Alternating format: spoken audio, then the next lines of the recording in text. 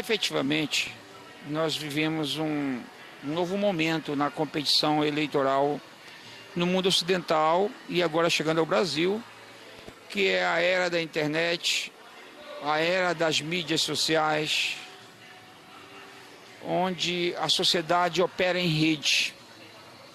Ela opera em rede, seja nas suas relações pessoais, nas suas relações comerciais, mas também nas suas relações políticas, né?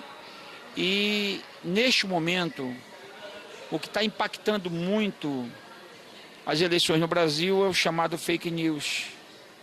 Fake news, que é uma linguagem ou uma palavra de origem inglesa, norte-americana, que impactou muito as eleições de 2016 nos Estados Unidos, onde após a vitória do presidente Trump ocorreu um escândalo mundial e verificou-se que tinha havido uma intervenção direta dos grandes bancos de dados, estudando os perfis das pessoas, abordando as pessoas a partir do seu perfil previamente estudado, e produziu-se em escala exponencial um monte de notícias falsas, que são as fake news, contra naquele momento a candidata Hillary Clinton, e segundo os analistas foi decisivo na vitória do Trump. No Brasil, agora em 2018, acaba-se de ter um grande escândalo nacional a partir da Folha de São Paulo, onde verificou-se um grupo de empresários estavam trabalhando em escala de milhões a distribuição de fake news aqui no Brasil, beneficiando um candidato, prejudicando outro candidato. E isso entrou na agenda do debate do Brasil, que são as fake news. E a grande discussão e que inclusive o TSE está bastante constrangido, como enfrentar o fenômeno das notícias falsas em uma sociedade articulada em rede, articulada através do Facebook, através do WhatsApp, do Instagram, do Twitter, que atinge milhões de pessoas instantaneamente. É um debate que se coloca porque a cada dia os institutos de pesquisas comprovam que a formação de opinião se dá em escala de massa e a sociedade brasileira não é treinada para identificar o fake news e ela acaba reproduzindo e compartilhando essas notícias falsas, que podem comprometer a legitimidade de vitórias eleitorais. Então essa é uma questão que está sendo colocada e chegou no Brasil muito forte agora no segundo turno.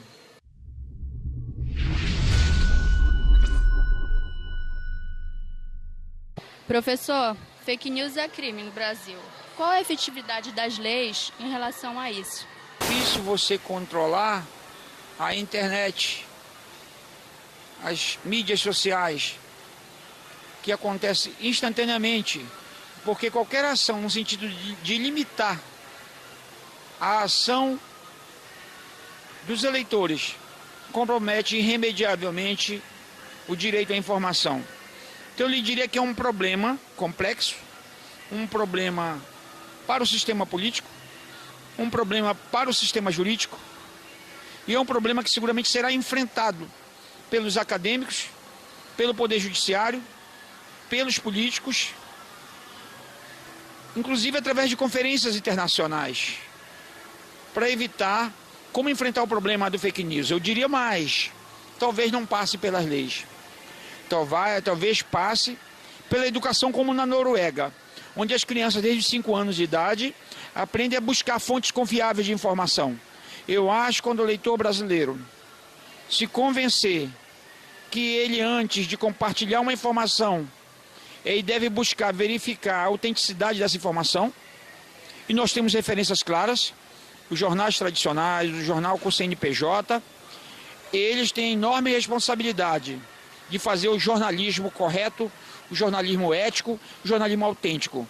Eu acho que é por aí que vai passar. A sociedade, quando ela for treinada para identificar o fake news, esse fenômeno vai cair muito. Não serão as leis, serão a cultura política e a educação da sociedade que vai enfrentar esse problema.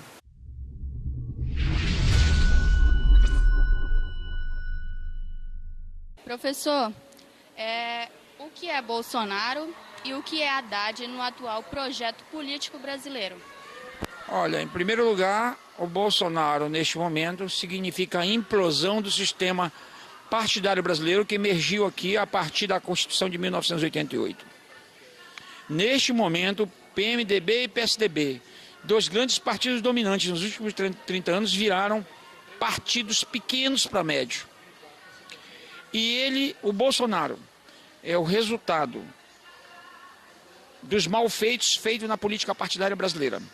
Desde 2013, com um grande levante popular contra as péssimas condições de vida que muitos setores da sociedade vêm enfrentando, passando pelo escândalo do impeachment e pela enorme cobertura dos grandes meios de comunicação sobre a questão da corrupção, durante 5 anos consecutivos, levou a sociedade a concluir que dos grandes partidos governantes, principalmente os partidos como o PSDB, o PMDB, PP, o DEM, os satélites da centro-direita, estão sendo punidos eleitoralmente, porque o eleitorado não os reconhece e está exigindo uma política republicana, uma política honesta e políticos sérios.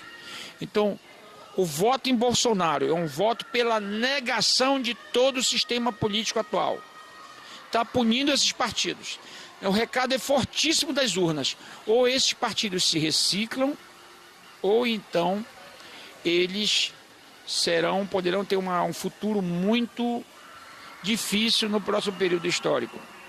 Agora, o Bolsonaro, aliás, o candidato Haddad, ele é um candidato que representa o partido do Lula, o Partido dos Trabalhadores. Foi um partido que recebeu o impeachment, mas também foi o partido que nos últimos 20 anos fez muito da política social no Brasil. Fez evoluir uma nova classe média, que passou da classe D para a classe C, 30 milhões de pessoas. Com a Bolsa Família, tirou da fome mais 30 milhões de brasileiros.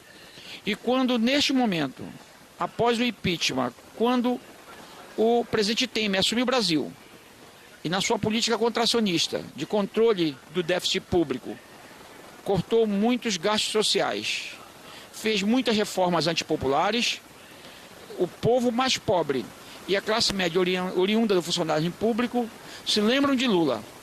E em nome de Lula, é lançado o candidato Haddad, que vem galvanizando como principal opositor da emergente candidatura Bolsonaro em torno de 30 milhões de votos. Então, o Haddad surge coordenando um principal partido de esquerda no Brasil e com uma possível vitória de Bolsonaro, será o comandante de oposição no Brasil. Então, Bolsonaro, ele é o resultado das políticas sociais do governo Lula.